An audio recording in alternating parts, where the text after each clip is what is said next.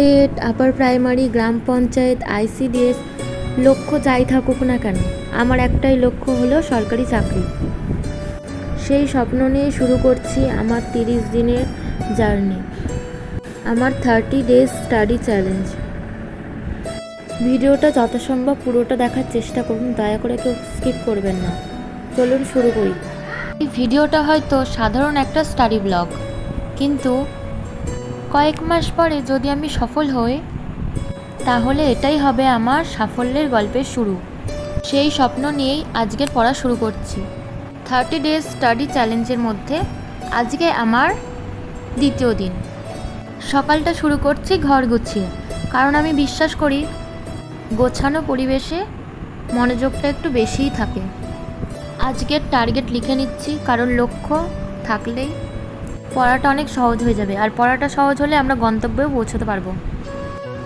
সকালবেলায় আজকে আমি ম্যাথের যে চ্যাপ্টারটা আমি একটু দেখে নেব, সেটা হলো সিম্পলিফিকেশন বা সরলীকরণ। এই চ্যাপ্টারটা 2-3 দিন আগে করেছি, কিন্তু এখনও ঠিকমতোভাবে দেখা হয়নি। ওই জন্য সকালবেলা মাইন্ডটা যেহেতু ফ্রেশ থাকে, আর সকালবেলায় অঙ্কটা করলে মনে হয় বেশি সহজ হয়ে যাবে, ওই জন্য কঠিন সাবজেক্টটা দিয়েই শুরু করলাম আজকে সকালটা। আমি যতটা সম্ভব চেষ্টা করি পড়াগুলো প্রতিদিন রিভিশন করার। প্রতিদিনই চেষ্টা করি আগের পড়াগুলো একটু দেখে নিতে, কারণ রিভিশন ছাড়া কোনো কিছুই মনে থাকে না। আজ আমি টেট, আপার প্রাইমারি, গ্রাম পঞ্চায়েত আর আইসিডিএস পরীক্ষার চ্যাপ্টারগুলো একটু রিভিশন করার চেষ্টা করব, মানে টপিকগুলো একটু পড়ে রাখবো। সবটা তো আর একদিনে হবে না, তাই প্রতিদিন একটু একটু করে পড়বো আর চেষ্টা করে যাব। এখন একটু বিরতি নিচ্ছি, এখন ব্রাশ করব, তারপরে চা বিস্কুট খেয়ে আবার পড়ার সাথে ফিরব। ছোট্ট এই বিরতিটা শরীর আর মনকে দুটোকেই ফ্রেশ করে রাখে।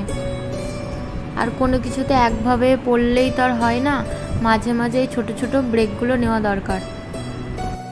আজকের অনেকটা সময় আমি গ্রাম পঞ্চায়েত পরীক্ষার প্রস্তুতির জন্য রাখছি, কারণ শুধু এই পরীক্ষায় ভালো করতে হলে বই পড়লেই শুধু হবে না, নিজের তৈরি নোটসও বারবার করে রিভিশন করতে হবে।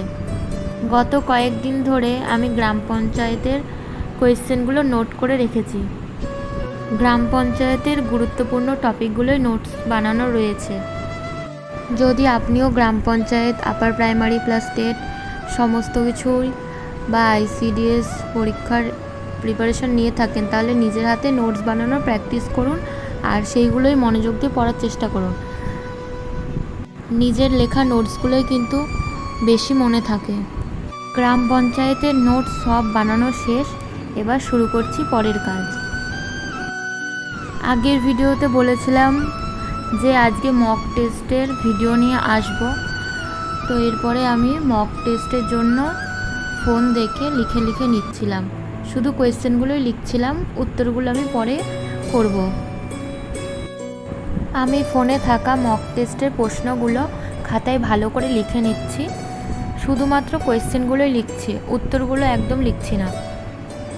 উত্তরগুলো আমি নিজে থেকে না দেখে লিখব, তাহলেই বুঝতে পারবো যে আমি কতটা পেরেছি, কতটা কী প্রস্তুতি নিচ্ছি, সেটা এই উত্তরের ওপরই ডিপেন্ড করছে। অনেকে হয়তো ভাববেন যে ফোনে প্রশ্ন থাকতেও আমি কেন বোকার মতো খাতায় লিখছি, কিন্তু নিজের হাতে লিখলে যে বেশি করে মনে থাকবে। লিখতে লিখতে কোথায় ভুল হচ্ছে, কোথায় থামতে হবে, সেইগুলো বোঝা যাবে। এই পরীক্ষা শুধু বই পড়লেই হবে না, শুধু প্র্যাকটিস প্র্যাকটিস আর প্র্যাকটিস করেই যেতে হবে। যত বেশি প্রশ্ন প্র্যাকটিস করা যাবে, তত বেশি আত্মবিশ্বাস বাড়বে। তাই প্রতিদিন অন্তত কিছু সময় আমি মক টেস্ট আর প্রিভিয়াস ইয়ার কোয়েশ্চেনগুলো রাখার চেষ্টা করছি। যেই প্রশ্নগুলো একটু কঠিন বা নতুন মনে হচ্ছে, সেগুলোকে স্টার মার্ক দিয়ে রেখে দিচ্ছি, যাতে আগামীকাল বা সপ্তাহের শেষে সেগুলো ভালো মতো রিভিশন করতে পারি। নিজের দুর্বল জায়গাগুলোই আগে ঠিকঠাক করতে হয়। মক টেস্টের গুরুত্বপূর্ণ লেখাগুলো শেষ, এবার শুরু করছি আজকের বাংলা স্টাডি। সরকারি চাকরির সব পরীক্ষাতেই বাংলা খুবই গুরুত্বপূর্ণ, তাই এই বিষয়টাকে কেউ হালকাভাবে নিও না। আজ বাংলা ব্যাকরণের সন্ধি, সমাস, সমার্থক শব্দগুলো দেখে নিচ্ছি। আজ শুধু সিলেবাস শেষ করার জন্য পড়ছি না, পড়ছি এই ভেবে যেন পরীক্ষার হলে কোনো প্রশ্ন দেখে আমাকে ঘাবড়ে যেতে না হয়। বাংলা পড়াগুলো আবার ভালো মতো রিভিশন করার পরে আবার বসেছি ইংরেজি নিয়ে। আজকের মক টেস্টের জন্য আমার কোয়েশ্চেন পেপার পুরোপুরিভাবে রেডি করা হয়ে গেছে। এটাই আমি সলভ করব, তারপরের ভিডিওতে আমি দেখাবো।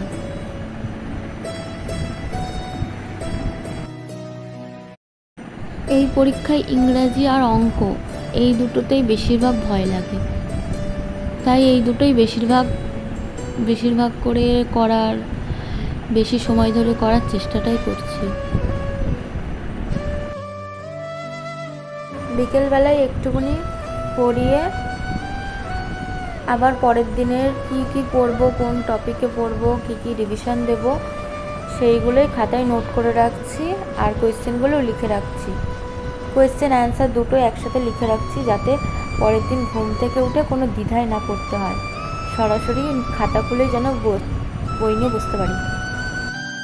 আগামী দিনের স্টাডি সেশনটা যেন আরও প্রোডাক্টিভ হয় তারই চেষ্টা করছি, তাই আগে ভাগেই পরের দিনের নোটসটাও আজকে লিখে নিচ্ছি। কোন বিষয়গুলোকে বেশি করে সময় দেব সেইগুলো খাতায় ভালো মতো করে প্ল্যান সেট করে নিচ্ছি। তাই আজকের শেষ কাজ হলো আগামী দিনের জন্য নিজেকে প্রস্তুত রাখা। হয়তো আজকের ভিডিওটা খুবই সাধারণ, কিন্তু আমার কাছে এটা হলো জার্নির একটা সুন্দর অধ্যায়, এমন একটা অধ্যায় যেটা একদিন নিজেই ফিরে দেখে নিজেকেই বলবো, ভাগ্যিস সেদিন আমি থেমে যাইনি। যদি আপনিও সরকারি চাকরির জন্য প্রস্তুতি নিয়ে থাকেন, তাহলে মনে রাখবেন নিজের সাথে নিজে প্রতিযোগিতা করুন। গতকালের চেয়ে একটু ভালো, আরও ভালো হওয়ার চেষ্টা করুন, এটাই সাফল্য এনে দেবে। আজকের দিনটা এখানেই শেষ। সারাদিন পড়াশোনা, নোটস তৈরি, মক টেস্ট, রিভিশন সব মিলিয়ে পড়াটা নিখুঁতভাবে করার চেষ্টা করেছি, সব মিলিয়ে নিজের সেরাটা দেওয়ার চেষ্টা করেছি। একটা কথা ভেবেই এত কিছু করছি, যে স্বপ্নটা আমি দেখছি সেই স্বপ্নটা পূরণ করার দায়িত্বটাও আমার।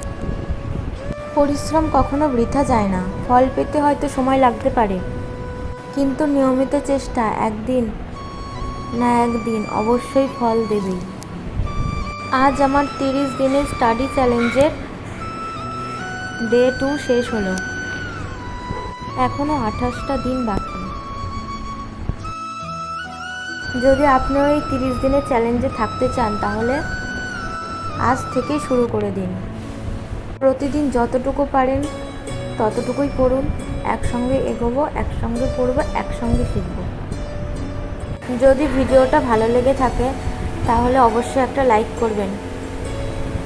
যদি একটু হলেও অনুপ্রাণিত করে থাকে তাহলে সাবস্ক্রাইব করতে ভুলবেন না, আর চ্যানেলে নতুন হলে like, comment, share and subscribe করে দেবেন। কারণ আগামীকাল দেখা হবে ডে 3-তে, নতুন জার্নি, নতুন স্টাডি, নতুন মোটিভেশনাল ব্লগ নিয়ে। Thanks for watching, by.